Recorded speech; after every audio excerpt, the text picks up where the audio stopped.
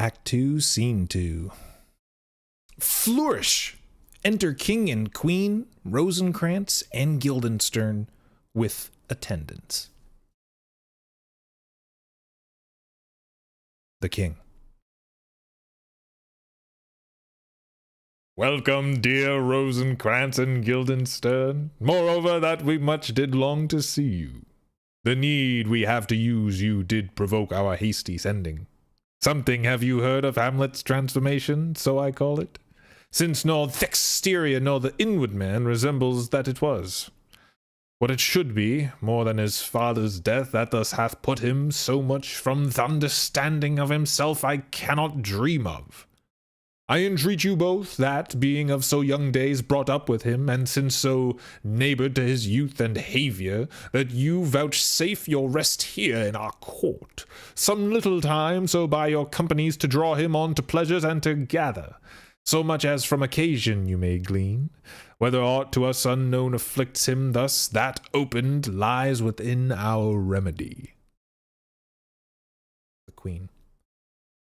Good gentleman, he hath much talked of you, and I sure I am two men there is not living to whom he more adheres.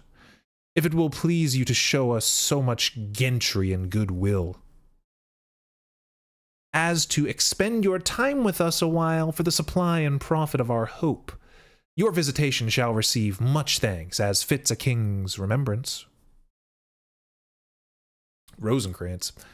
Both your majesty's might by the sovereign power you have of us, put your dread pleasures more into command than to entreaty. Guildenstern. But we both obey, and here give up ourselves in the full bent to lay our service freely at your feet, to be commanded. Thanks, Rosencrantz and gentleman Guildenstern. Thanks, Guildenstern and gentle Rosencrantz, and I beseech you instantly to visit my too much changed son. Go, some of you, and bring these gentlemen where Hamlet is. Heavens make our presence and our practices pleasant and helpful to him. Aye, amen. Exeunt Rosencrantz and Guildenstern. Enter Polonius. The ambassadors from Norway, my good lord, are joyfully returned. Thou still hast been the father of good news. Have I, my lord? I assure my good liege I hold my duty as I hold my soul, both to my God and to my gracious king. And I do think, or else this brain of mine hunts not the trail of policy so sure as hath it used to, that I have found the very cause of Hamlet's lunacy. Oh, speak of that I do long to hear. Give first admittance to the ambassadors, my news shall be the fruit to that great feast. Thyself do grace to them, and bring them in. Exit Polonius. He tells me, my dear Gertrude, he hath found the head and source of all your son's distemper. I doubt it is no other than the main, his father's death, and our o'er-hasty marriage. Well, we shall sift him. Enter Polonius, Voltmund, and Cornelius. Welcome, my good friend. Say, Voltmund, what from our brother Norway? Voltmund. Most fair return of greetings and desires. Upon our first, he sent out to suppress his nephew's levies, which to him appeared to be a preparation against Polack. But better looked into, he truly found it was against your highness. Whereat grieved that so his sickness, age, and impotence was falsely borne in hand, sends out arrests on Fortinbras, which he in brief obeys, receives rebuke from Norway, and in fine makes vow before his uncle nevermore to give the say of arms against your majesty. Whereon old Norway, overcome with joy,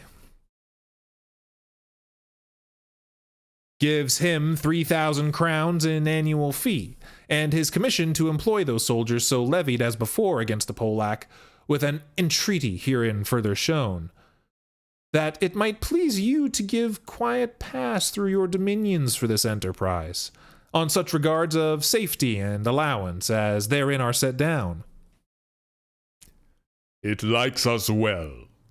and at our more considered time will read. Answer and think upon this business. Meantime, we thank you for your well-took labor. Go to your rest. At night we'll feast together. Most welcome home. Exeunt Voltmund and Cornelius. Polonius. This business is well ended, my liege and madame. To expostulate what majesty should be, what duty is, why day is day, night is night, and time is time. We're nothing but to waste night, day, and time. Therefore, since brevity is the soul of wit, and tediousness the limbs and outward flourishes, I will be brief. Your noble son is mad. Mad, I call it. For to define true madness, what is't but to be nothing else but mad? But let that go. More matter with less art. Madame, I swear I use no art at all. That he is mad is 'tis true. 'Tis true, 'tis pity. And pity 'tis true. A foolish figure. But farewell it, for I will use no art. Mad let us grant him then. And now remains that we find out the cause of this effect. Or rather say the cause of this defect. For this effect defective comes by cause. Thus it remains, and the remainder thus perpend. I have a daughter, have whilst she is mine, who in her duty and obedience mark hath given me this. Now gather and surmise. To the celestial and my soul's idol, the most beautified Ophelia. That's an ill phrase, a vile phrase. Beautified is a vile phrase. But you shall hear thus in her excellent white bosom these, etc. Came this from Hamlet to her? Good madam, stay a while. I will be faithful. Doubt that the stars are fire, doubt that the sun doth move, doubt truth to be a liar, but I never doubt love. O dear Ophelia, I am ill at these numbers. I have not art to reckon my groans, but that I love thee best. Oh, most best. Believe it. Adieu.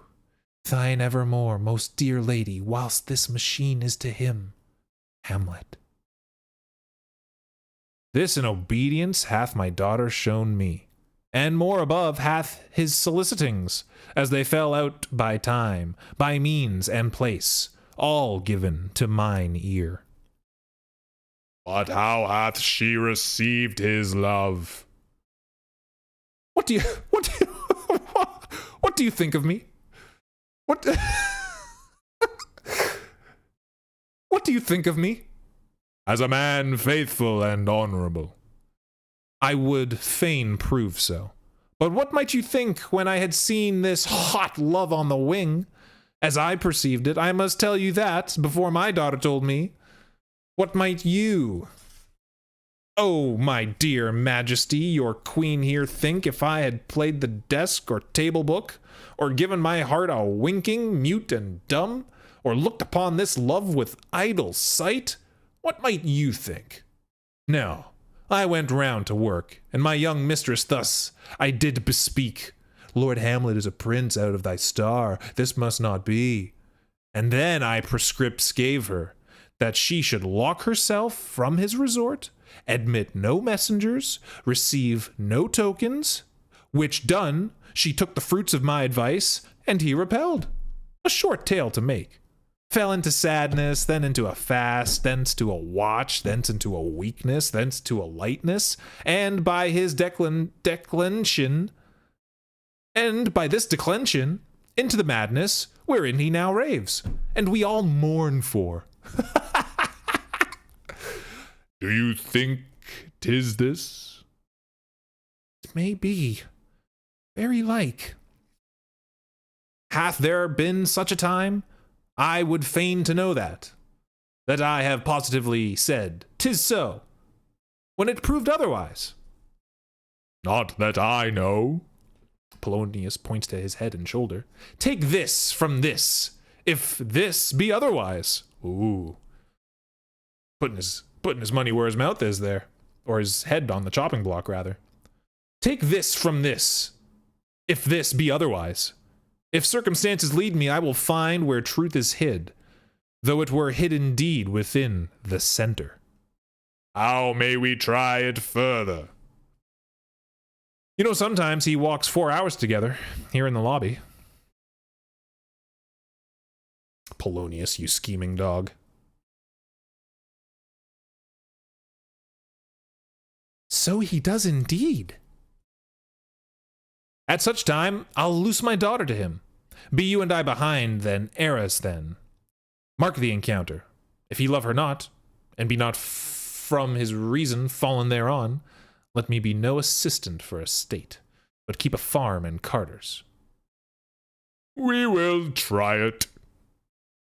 Enter Hamlet, reading a book. But look where sadly the poor wretch comes reading. Away, I do beseech you both, away.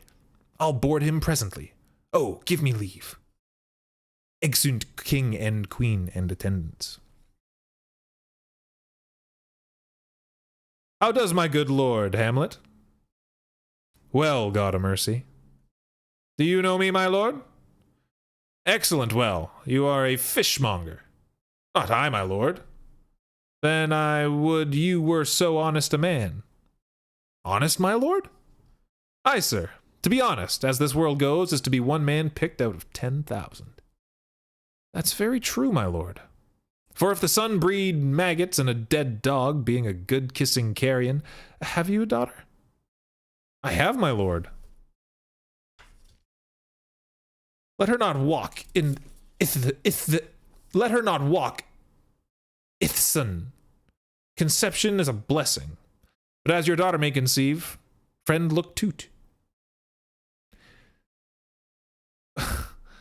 Polonius, how say you by that? Still harping on my daughter? Yet he knew me not at first. Oh, sorry. Polonius aside, so I guess this is just Polonius talking to himself. Trying to just take in this hot dog and Hamlet here. Polonius aside. How say you by that? Still harping on my daughter? Yet he knew me not at first. He said I was a fishmonger. He is far gone, and truly in my youth I suffered much extremity for love. Very near this. I'll speak to him again. What do you read, my lord? What do you read, my lord? Though I guess this is now to Hamlet. What do you read, my lord? Hamlet. Words, words, words. What is the matter, my lord? Between who? I mean the matter that you read, my lord. Hamlet. Slanders, sir.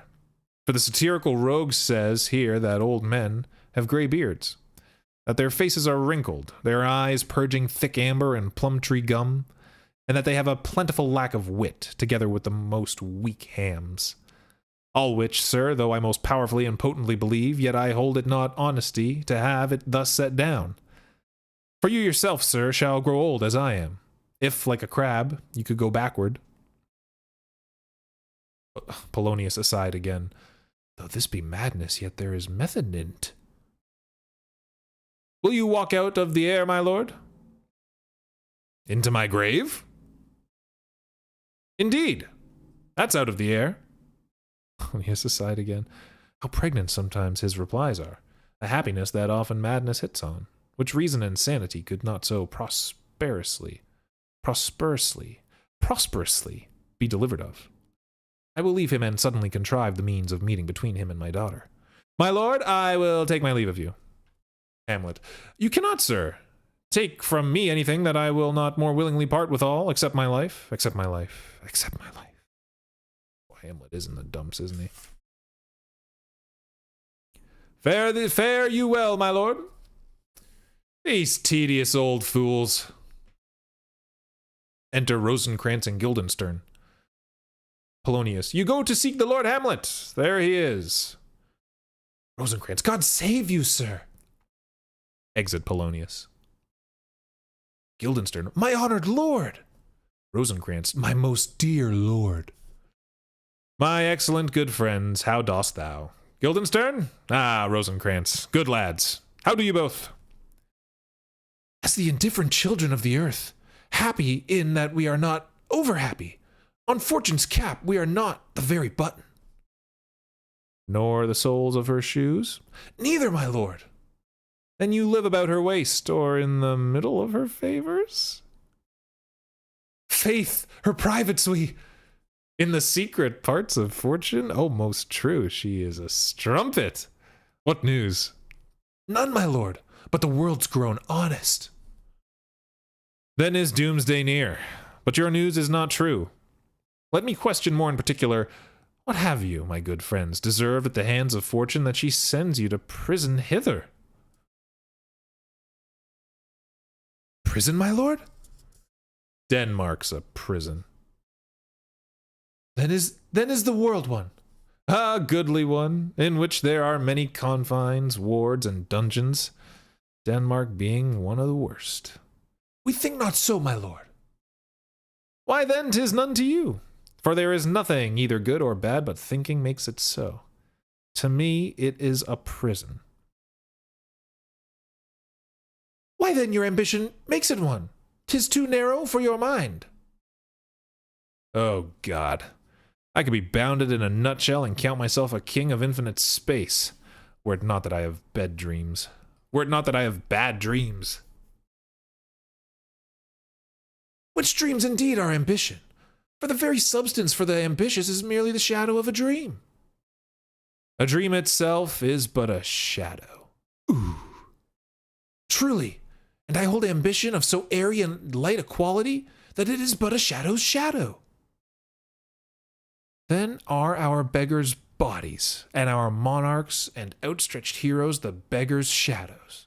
Shall we to the court? For by my fay I cannot reason. We'll wait upon you. No such matter. I will not sort you with the rest of my servants.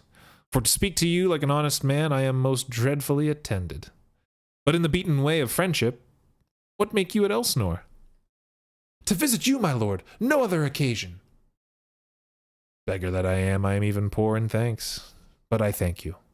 And sure, dear friends, my thanks are too dear. A halfpenny.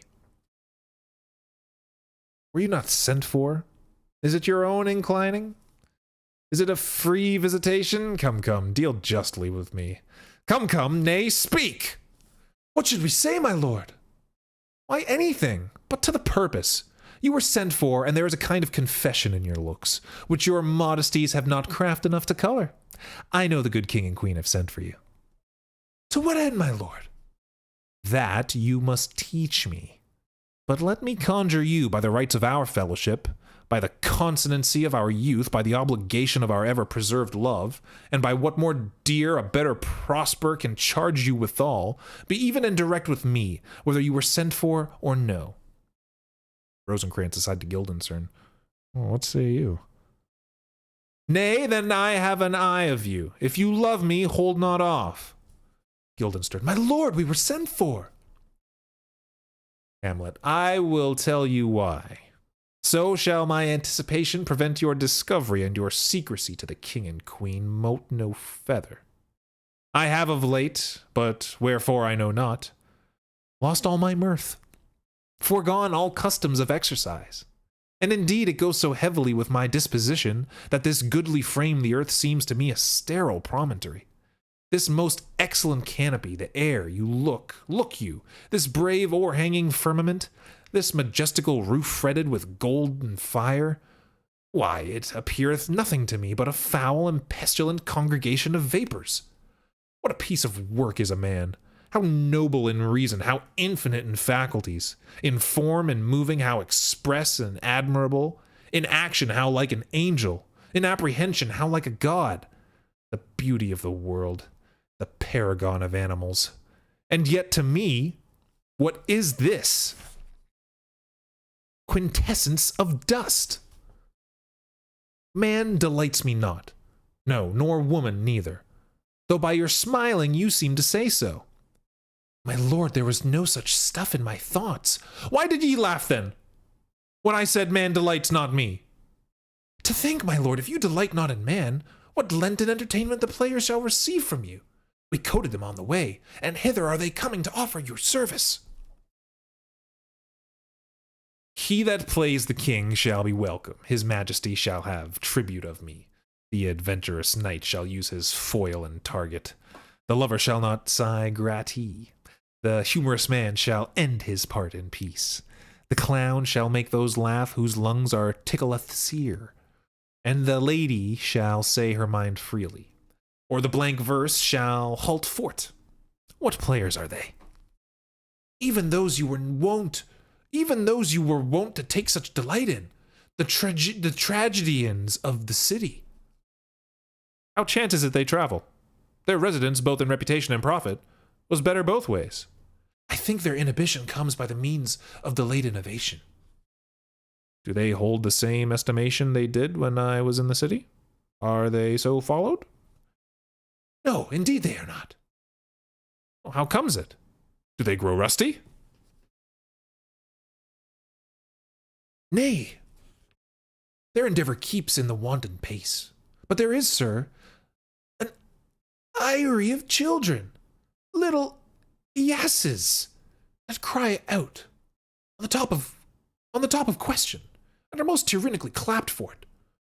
These are now the fashion, and so berattle the common stages, so they call them, that many wearing rapiers are afraid of good goose quills, and dare scarce come thither. What, are they children? Who maintains them? How are they escoted? Will they pursue the quality no longer than they can sing? Will they not say afterwards if they should grow themselves to common players? As it is most like, if their means are no better, their writers do them wrong to make them exclaim against their own succession? Whoa, what? Will they not say afterwards if they should grow themselves to common players? As it is most like, if their means are no better, their writers do them wrong to make them exclaim against their own succession? Faith, there has been much to do on both sides, and the nations hold it no sin to tar them to controversy.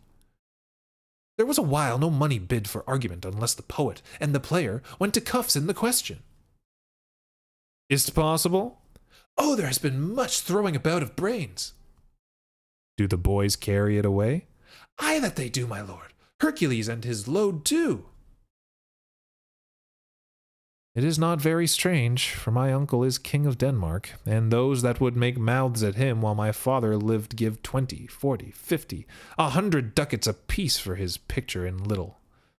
Sblood, there is something in this more than natural, if philosophy could find out. A flourish of trumpets.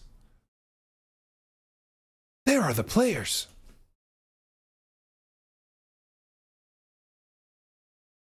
Gentlemen, you are welcome to Elsinore.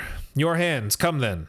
The appurtenance of welcome is fashion and ceremony. Let me comply with you in this garb, lest my extent to the players, which I tell you must show fairly outwards, should more appear like entertainment than yours. You are welcome. But my uncle father and aunt mother are deceived. In what, my dear lord? I am but mad northwest. When the wind is southerly, I know a hawk from a handsaw. Enter Polonius. Polonius, well be with you, gentlemen. Hark you, Guildenstern, and you too, at each year a hearer, that great baby you see there is not yet out of his swaddling clots. Happily he's the second time come to them, for they say an old man is twice a child. I will prophesy he comes to tell me of the players. Mark it. Say you right, sir, on Monday morning. 'Twas then indeed. My lord, I have news to tell you. My lord, I have news to tell you. When Rossius was an actor in Rome, the actors are come hither, my lord. Buzz, buzz. Upon my honor. Then came each actor on his ass. All right, Polonius are just... It sounds like Polonius and Hamlet are just having a very sarcastic back and forth here about these players. I don't know who these players are. I guess they're like performers or a circus or something. Rosencrantz and Guildenstern, I don't know. They're just... They brought them there? I don't know. And Polonius is... He's still working his scheme here against Hamlet. The best actors in the world, either for tragedy, comedy, history, pastoral, pastoral comical, historical pastoral, tragical historical, tragical comical, historical pastoral, scene indivisible, or poem unlimited, Seneca cannot be too heavy, nor Plautus too light. For the law of writ and the liberty, these are only men. O Jephthah, judge of Israel, what a treasure hast thou! What a treasure had he, my lord? Why, one fair daughter and no more, to which he loved passing well. Still on my daughter. Am I not right, old Jephthah? If you call me Jephthah, my lord, I have a daughter that I love passing well. Nay, that follows not. What follows then, my lord? Why, as by lot God wot. And then, it came to pass as most like it was. The first row of the pious chanson will show you more, for look where my abridgment comes. Enter the players.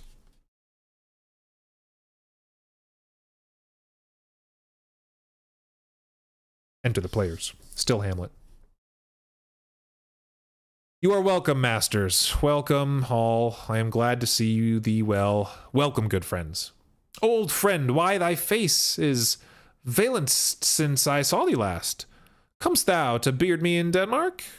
What, my young lady and mistress? Byre lady, your ladyship is nearer to heaven than when I saw you last by the altitude of a chopine. A chopine. Pray God your voice, like a piece of uncurrent gold, be not cracked within the ring. Masters, you are all welcome. Well, even toot like French falconers, fly at anything we see. We'll have a speech straight. Come, give us a taste of your quality. Come, a passionate speech. First player. What speech, my good lord? Hamlet. I heard thee speak me a speech once, but it was never acted, or if it was, not above once. For the play, I remember, pleased not the million. 'Twas caviar to the general. But it was, as I received it, and others whose judgment in such matters cried in the top of mine, an excellent play, well digested in the scene, set down with as much modesty as cunning. I remember one said there were no sallies in the lines to make the matter savory, nor no matter in the phrase that might indict the author of affection, but called it an honest method, as wholesome as sweet, and by very much more handsome than fine. One speech in it I chiefly loved. 'Twas Aeneas' tale to Dido, and thereabout of it, especially when he speaks of Priam's slaughter. If it live in your memory, begin at this line. Let me see. The rugged Pyraphus like thy Hypernian beast. No, it is not so. It begins with Pyrrhus. The rugged Pyrrhus, he whose sable arms, black as his purpose, did the night resemble, when he lay couched in the ominous horse, hath now this dread and black complexion smeared, with heraldry more dismal, head to foot. Now he is total ghouls, horridly tricked, with blood of fathers, mothers, daughters, sons, baked and empasted with the parching streets, that lend a tyrannous and a damned light to their lord's murder, roasted in wrath and fire, and thus oversized with coagulate gore, with eyes like carbuncles, the hellish Pyrrhus old grandeur Priam seeks. So proceed you. Polonius, for God, my lord, well spoken, with good accent and good discretion. First player. Anon he finds him, striking two shorted Greeks, his antique sword, rebellious to his arm, lies where it falls, repugnant to command. Unequal matched, Pyrrhus at Priam drives, in rage strikes wide, but with the whiff and wind of his fell sword. The nerved father falls, then senseless Ilium, seeming to feel this blow, with flaming top stoops to his base, and with a hideous crash takes prisoner Pyrrhus' heir. For lo, his sword, which was declining on the milky head of Reverend Priam, seemed there to stick. So, as a painted tyrant, Pyrrhus stood, and like a neutral to his will and matter, did nothing. But as we often see against some storm, a silence in the heavens, the rack stands still, the bold wind speechless, and the orb below as hush as death. Anon the dreadful thunder doth rend the region. So after Pyrrhus' pause aroused vengeance sets him new a work. And never did the Cyclops' hammers fall on Mars' armor, forged for proof of return. With less remorse than Pyrrhus' bleeding sword now falls on Priam. Out, out, thou strumpet fortune, all you gods and generals, synod, take away her power. Break all of the spokes and fellies from her wheel, and bowl the round nave down the hill of heaven, as low as to the fiends. Polonius, this is too long. Hamlet, it shall to the barbers with your beard. Prithee say on. He's for a jig or a tale of bawdry, or he sleeps. Say on, come to Hecuba. First player, but who, woe, had seen the mobled queen? Hamlet, the mobled queen? Polonius, that's good. First player, run barefoot up and down, threatening the flames, with bosom room a clout upon that head where late the diadem stood, and for a robe about her lank and all o'er-teamed loins a blanket, in the alarm of fear caught up. Who this had seen with tongue in venom steeped, gainst fortune's state would treason have pronounced. But if the gods themselves did see her then, when she saw Pyrrhus make malicious sport in mincing with his sword her husband's limbs, the instant burst of clamor that she made, unless things mortal move them not at all, would have made milch the burning eyes of heaven and passion in the gods. Polonius, look where he has not turned his color and has tears in his eyes. Prithee no more. Hamlet, 'tis well. I'll have these speak out the rest of this soon. Good my lord, will you see the players well bestowed? Do here let them be well used, for they are the abstract and brief chronicles of the time. After your death you were better to have a bad epitaph than their ill report while you live.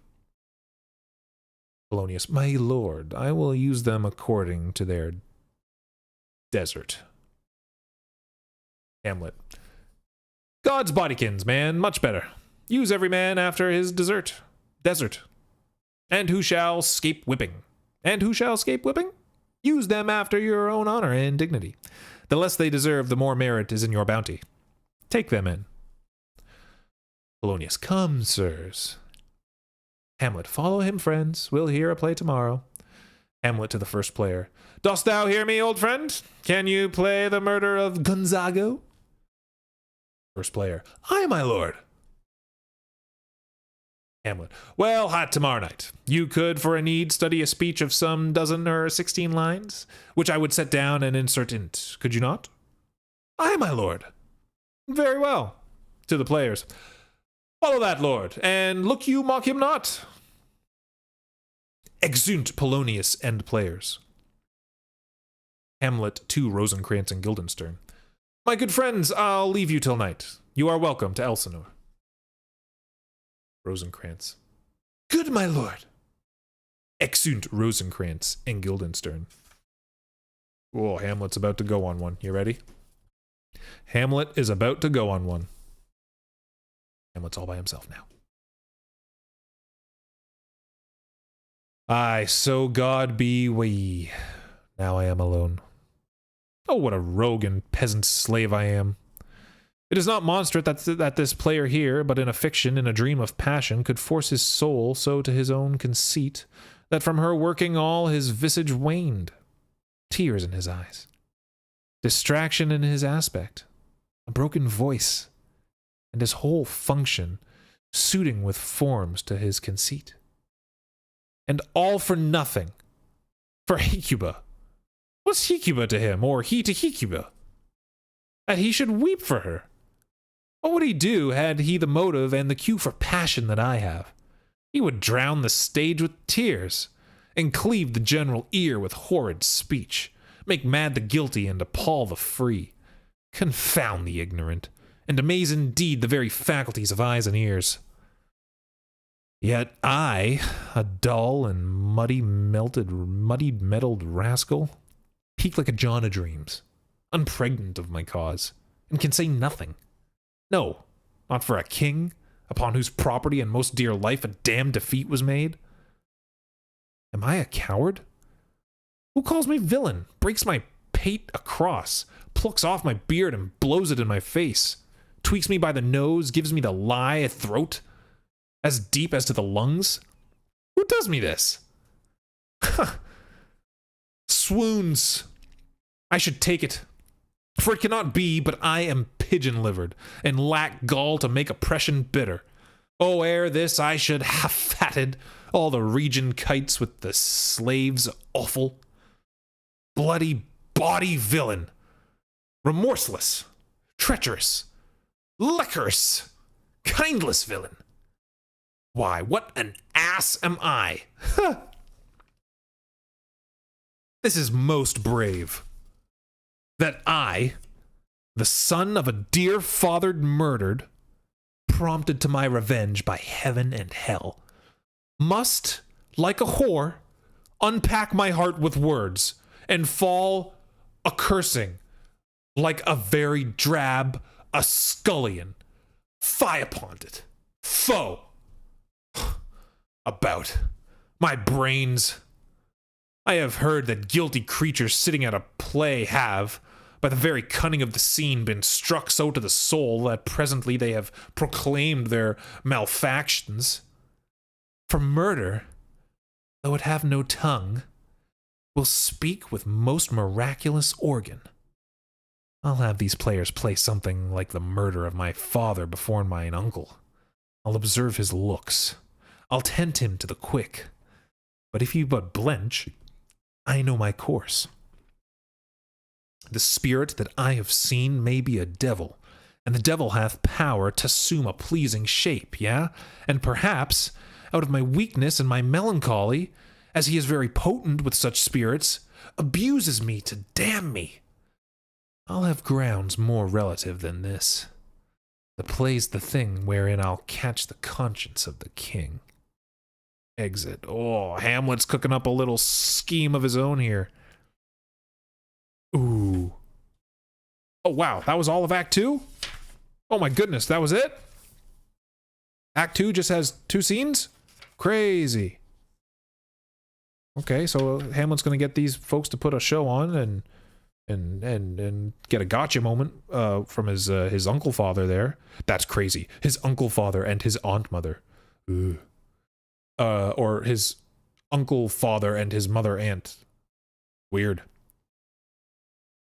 So check what you know. What does Polonius ask Rinaldo to do for him? He gave him some money and he said go do something. That was in Act 2, Scene 1. No, he just sent him from there. What news comes from Norway? It was good news. Everything's cool with Norway if Denmark allows like safe passage through the dominions or something. Why is Polonius upset with Hamlet? Because Hamlet's just totally sliding in his daughter's DMs like that. What do the king and queen ask Rosencrantz and Guildenstern to do? They ask Rosencrantz and Guildenstern to just sort of hang out in the castle with the hopes of them luring Hamlet there because they're all friends and they're trying to figure out what's up with Hamlet. Describe Hamlet's behavior in Scene 2 when he is speaking with the following person or persons. Polonius, Rosencrantz, and Guildenstern. Well, he's just messing around with Polonius. Like, he's totally trolling, I feel like. And Rosencrantz and Guildenstern, they're like his buds. But there's a definite like power dynamic there because I guess Hamlet is like nobility or royalty, and Rosencrantz and Guildenstern are just like his I don't know, not his servants, or kind of his servants or esquires or whatever it is. So they're friends. What is Hamlet planning with the players at the end of Scene 2? He's planning to put on a show that basically recreates the story that he suspects happened between his uncle father and his father, about how his uncle father killed his father, and he's going to get them to put on a show that gets the king to slip up and show his guilt, or show that he did it, I think. What does Hamlet hope to accomplish by the end of Act 2? See Scene 2, lines 590 and 595, and describe his motives. Let's quickly revisit that. Oh, it's, yeah, that whole last thing there. Yeah. Describe what he hopes to accomplish. Play something like my father's mother before mine uncle. I'll observe his looks, and I'll tempt him to the quick. If he but blench, I know my course.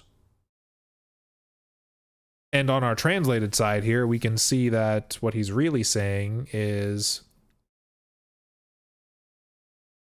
encouraged by heaven and hell to take revenge, must bear my heart with words like a whore, and resort to cursing like a mere slut, a kitchen maid, a curse upon it. Phew, get going, my brains. I have heard that guilty creatures sitting in the audience of a play have been struck so deeply by the power of a scene that they have immediately confessed their evil deeds.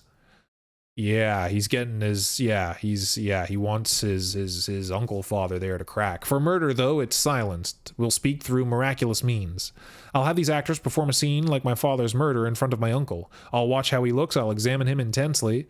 If he so much as flinches, I'll know what to do. The ghost that I saw may be a devil, and the devil has the power to appear in pleasant forms. Yes, and perhaps in my weakness and my melancholy mood, since the devil is very powerful in such stages, he's deluding me in order to damn me. I'll have stronger evidence than this. The play's the thing with which I'll catch the conscience of the king. Yeah, he's gonna put on a play and get his uncle father there to slip up.